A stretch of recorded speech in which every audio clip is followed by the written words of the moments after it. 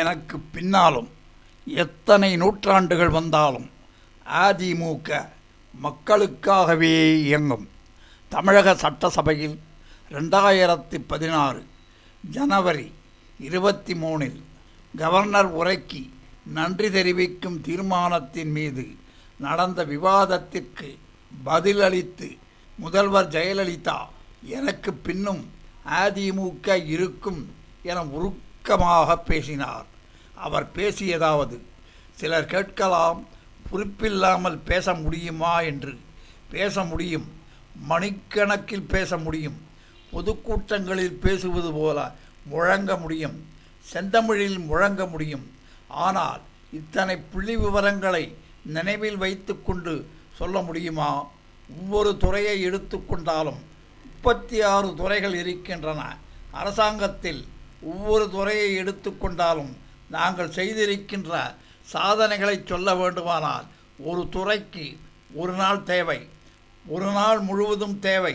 அப்படியானால் இந்த 5 ஆண்டு காலத்தில் நாங்கள் செய்துள்ள சாதனைகள் முழுவதையும் சொல்லி முடிக்க வேண்டுமென்றால் 36 நாட்கள் நான் பதில் உரை இங்கே வழங்க வேண்டும்.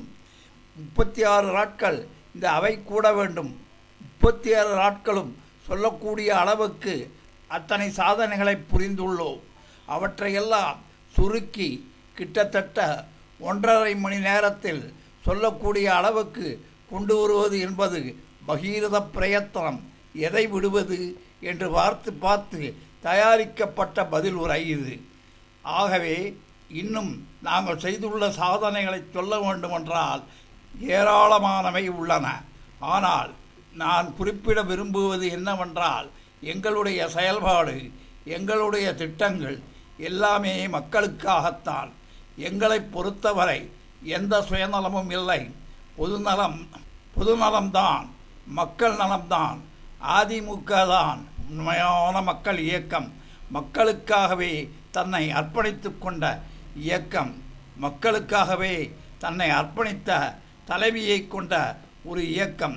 இந்த இயக்கம் இருக்கும் வரை, நான் இருக்கும் வரை, இந்த இயக்கம் மென்மேலும் தமிழர்கள் வாழ்வு வளம் பெறச் செயல்படும். எனக்கு பின்னாலும் இன்னும் எத்தனை நூற்றாண்டுகள் வந்தாலும் அதிமுக மக்களுக்காகவே இயங்கும். இவ்வாறு முதல்வர் ஜெயலலிதா உருக்கமாக பேசினார். அவருடைய ஆசை, விருப்பம், நம்பிக்கை ஆகியவற்றை அவரது வழிவந்த தலைவர்கள் நிறைவேற்ற வேண்டும் என்பதே நமது விருப்பமும். ஜெயலலிதாவின் விருப்பத்தை நிறைவேற்ற அவர் கட்சி தலைவர்களும் தொண்டர்களும் பாடுபட வேண்டும்.